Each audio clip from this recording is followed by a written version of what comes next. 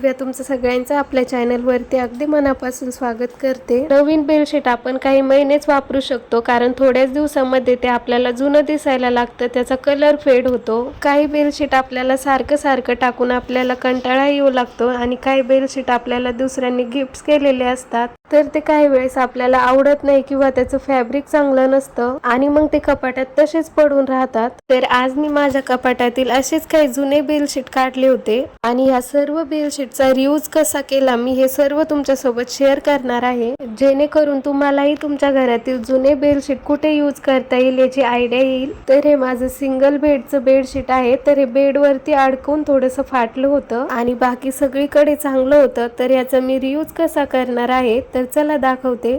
जेवढा फाटलेला भाग होता तिथे मी कैचीने कट करून घेतलं। तर माझ्या घरामध्ये हा एक टेबल आहे, तर त्याच्या मेजरमेंट नुसार मी बेडशीट कापून घेतलं।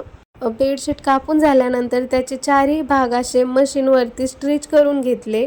त्यानंतर मग हे बेडशीट असं टेबलवरती टाकलं, कारण या टेबलवरती सारखीच धूळ बसायची आणि तो सारखं साफ करायला लागायचा।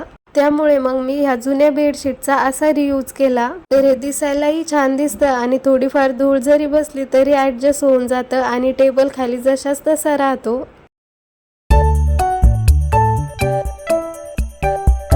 त्यानंतर मग त्याच बेडशीटचा थोडासा भाग उरला होता, तर मग ह्या कूलरवरती पण भरपूर धूळ बसायची आणि ते पण सारखं पुसून घ्यावं लागायचं। व्हाईट कलर असल्यामुळे याचे सुद्धा मी कट करून घेतलेले चारही भाग अगोदर स्टिच करून घेतले मशीनवरती। त्यानंतर मग असं कूलरवरती हे टाकलं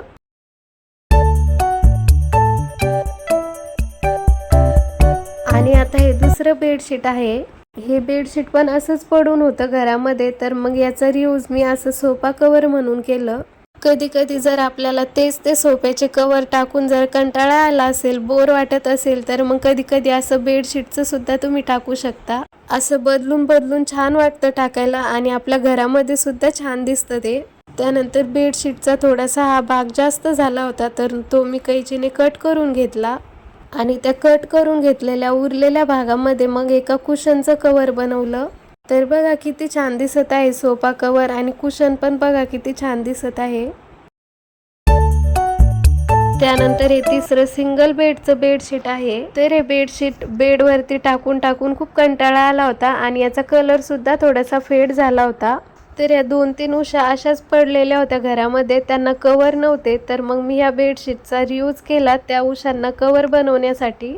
माझ्याकडे तर काही मशीन नाहीये, पण मी बरोबर बेडशीट त्या उशांच्या साईजचं कट करून आणि मग ते बाहेरून कव्हर स्टिच करून आणले। तर बघा यापासून उशांना छान कव्हर सुद्धा झाले आणि त्या दिसायला पण छान दिसत आहे।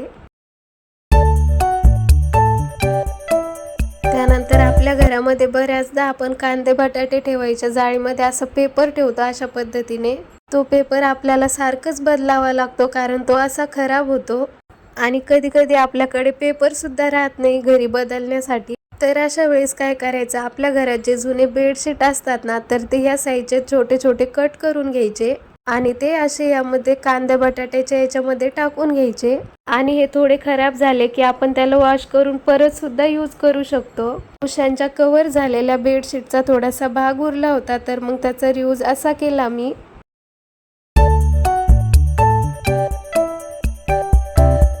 त्यानंतर बऱ्याचदा आपण कढीपत्ता, कोथिंबीर फ्रीजमध्ये स्टोर करून ठेवतो डब्यांमध्ये। अशा बऱ्याचदा काय होतं, आपण अशा डब्यांमध्ये ठेवलं ना, तर त्या डब्यांना खालून घाम येतो आणि मग त्यातला कढीपत्ता, कोथिंबीर खराब व्हायला लागती। तर जुने बेडशीट कट करून त्याचे छोटे भाग करून कोथिंबीर, कढीपत्ता असा डब्यांमध्ये स्टोर करू शकता।